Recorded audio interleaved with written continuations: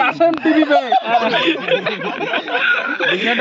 যে বিষয়টা সবার সাথে শেয়ার করতে যাই, গত আমার এক ফ্রেন্ড ছিল বকুল, ওর বিয়েতে আমি যখন যাই, এই যে ভদ্র ছেলেটা হাজির নাতি মামু বলি ভাই বলি যেটাই বলি না কেন, আমাকে সুন্দর করে ডেকে নিয়ে আসলা বলবো না ছোলা বলবো এটা তো জানি না, সুন্দর করে ভাই বাসটা ঘাড়ে হাতে দিয়ে, এই বেশি লেট করা যাবে না, এই কই আছো তুমি, এইটা লাগবে সেটা লাগবে, আনো আনো, ওই যে আনো। তো আমিও চাই এর পরবর্তীতে কোনো না কোনো বন্ধু বান্ধব এইরকম ভাবেই সিরিয়াল যেন প্রতি বছরেই নেয়, আমরা যেন সবাই একখানে এক হইতে পারি। বিশেষ করে ভুগিল যে টাইপের কিছু ভাই ব্রাদার আছে, এদের পেট পূজাটা ঠিকঠাক ভাবে আমরা করতে পারি। দোয়া তো করলেন, এর পিছনে যে ক্যামেরাম্যান ভাইও তো অবিবাহিত।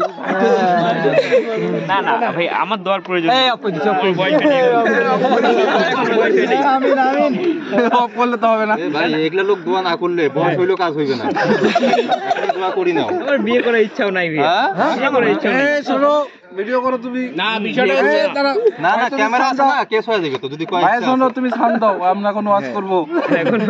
যেসব অবিবাহিত ভাইয়েরা বয়স পার হওয়ার পরও বিয়ে করতেছে না, তাদের যদি সমস্যা থাকে ডলারের কাশেমের তেল ইউজ করে।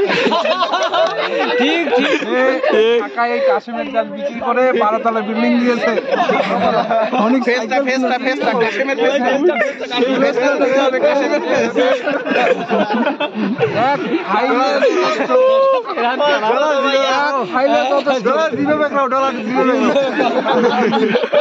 ফুটি উঠছে।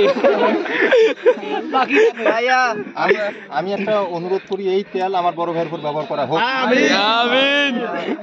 যাদের জায়গায় জায়গায় মানে জোড়ায় মানে গিরায় মানে এই কাশেমের তেল ব্যবহার করবেন। ভাইয়া ভাইয়াকে এখানে আনো, এখানে বসাও।